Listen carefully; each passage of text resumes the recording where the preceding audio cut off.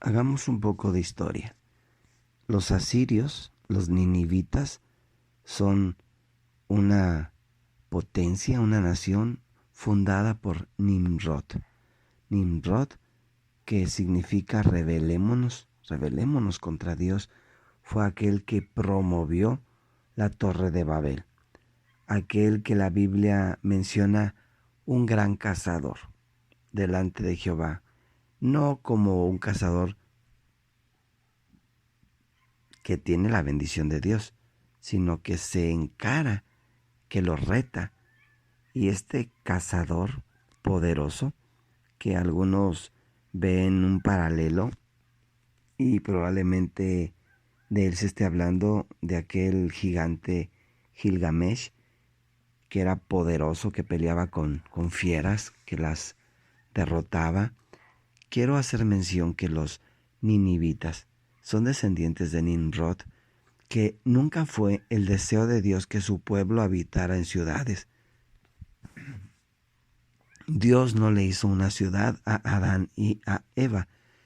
Dios les hizo una morada en un jardín. Y ellos debían enseñar a sus hijos a vivir de esta manera. Les enseñarían a sus descendientes a ser igual que ellos, moradas en el campo abierto. Ellos eran felices viviendo de esta manera. Nimrod estableció la primera ciudad. Bueno, estableció una ciudad, mejor dicho. Estableció la monarquía, un imperio. Él estableció el sojuzgar a los demás. De hecho, Babel fue establecida con esta intención de que fuera una gran metrópoli. El deseo de Nimrod, el deseo de esta gente era hacer una potencia mundial que impusiera creencias, leyes, y que los demás fueran gobernados por lo que ellos dijeran. Por eso Dios confundió sus lenguas, y entonces aquel lugar fue llamado Babel o Babilonia, como lo conocemos hoy, que significa confusión. Dios confundió sus lenguas, confundió no solamente su hablar, confundió sus credos. Bendito sea Dios, hasta el día de hoy las religiones no se ponen de acuerdo. Eso nos da libertad. Tienen algo en común, aborrecen a Dios, aborrecen la ley de Dios, pero con su diferencia de credos no se ponen de acuerdo. Hoy día, la diferencia de los idiomas ya no es ningún problema. Existen idiomas universales como el inglés, que tú hablas chino, yo hablo español, pero bueno, tú y yo hablamos inglés y ahí nos vamos a entender. El idioma no es un problema, pero sí los credos. Pero conforme el pasar del tiempo, esto se ha ido subsanando y nos estamos acercando a un cierre en el que se habrán de poner de acuerdo. Y dirán, todos los credos. A ver, tenemos dos cosas en común. Creemos en la inmortalidad del alma, de alguna forma que los muertos no están muertos, que la vida continúa en un sentido contrario a lo que dice la Biblia. Unos los mandan al infierno, otros los mandan al limbo, otros los mandan a una reencarnación, otros esperan una segunda oportunidad que la Biblia no ratifica, no sanciona, no aprueba, y se habrán de poner de acuerdo en este punto. Otra cosa que establece un lazo de unión entre los diferentes credos es el día domingo. Las iglesias protestantes y su iglesia madre, la iglesia católica, tienen algo en común, son dominicales. Bajo estos dos puntos se habrán de dar la mano.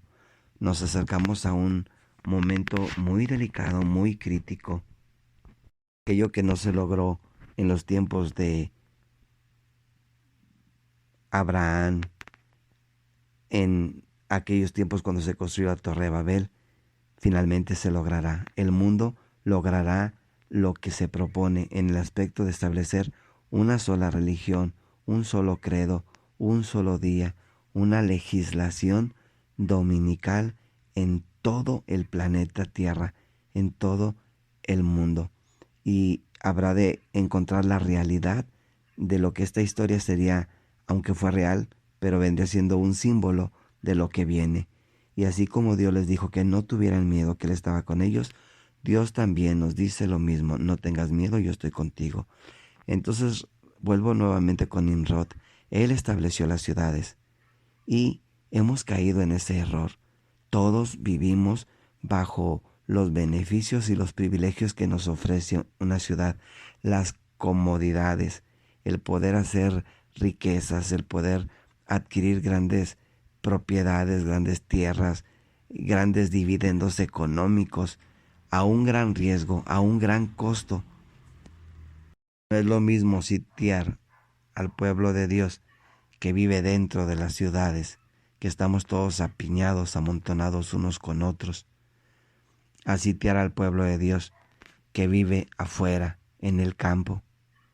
¿Por qué tenemos que padecer lo que dice la Biblia? Que habrá guerras, rumores de guerras, que habrá pestes, que habrá hambres. Si viviéramos en el campo como Dios reza, como Dios nos manda, ¿qué problema tendríamos nosotros, inclusive con estas pestes? Tener que usar cubrebocas, guantes, tener que cuidarnos de los vecinos, de nosotros mismos, cuando en el campo podríamos estar respirando aire libre, beber agua que nace de las rocas, que nace del seno de nuestro Dios, que viene como una bendición para saciar nuestra sed. Regreso con Nimrod. Este hombre era un cazador. Él promovió el consumo de la carne, pero no el consumo de la carne de animales limpios. Él mataba fieras, promovió el consumo de carnes inmundas, cazó fieras salvajes. ¿Y saben qué? Encontramos aquí un enuncio de la torre de Babel, un enuncio de la imagen de Nabucodonosor, cuya cabeza es Babilonia. Y noten ustedes, Babilonia la cabeza, un león, es una fiera, son animales inmundos. El pecho y los brazos, Medo-Persia, es un oso, son animales inmundos. Noten cómo esta torre y este gran cazador, vemos cómo anuncian a un mundo que ha sido cazado, que ha sido seducido, que ha sido atrapado como fieras.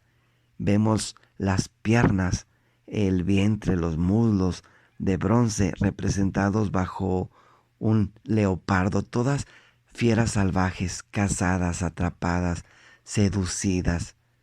Vemos una bestia espantosa al final de esta imagen y no está el pueblo de Dios ahí. Él no tiene por qué estar casado. Él no tiene por qué estar en esta imagen, en este complot contra Dios, contra el Dios del cielo. Hermanos, este es un anuncio, es un recordatorio de Dios. Vayamos al campo, sembremos nuestras hortalizas, nuestras frutas, nuestras verduras, nuestras semillas. Busquemos un lugarcito donde podamos tener un palacio en medio de la naturaleza. Sacrifiquemos las cosas terrenas en pro de las cosas celestiales. Pongámonos en armonía unos con otros. Pidámosle perdón a Dios. Confesémonos nuestros pecados, porque al final de esta historia y al final de esta temática, finalmente encontraremos el mensaje de que viene una terrible crisis y Dios no quiere que suframos. Él quiere evitarnos hasta donde sea posible que suframos de estas escenas terribles que se nos avecinan. El mundo ha sido cazado, Él te librará del lazo del cazador. Así como la imagen de Nabucodonosor, el mundo ha sido cazado, está en manos de Satanás y Dios nos da palabras de esperanza. Tú no tengas miedo. El pueblo de Dios no es un animal inmundo, nos representa como a ovejas, que Él habrá de defender, animales limpios, no inmundos. Y dice que la pelea es suya, que esperemos en Él, que confiemos en Él, que Él hará. Así es que clamemos a Dios y Él nos contestará.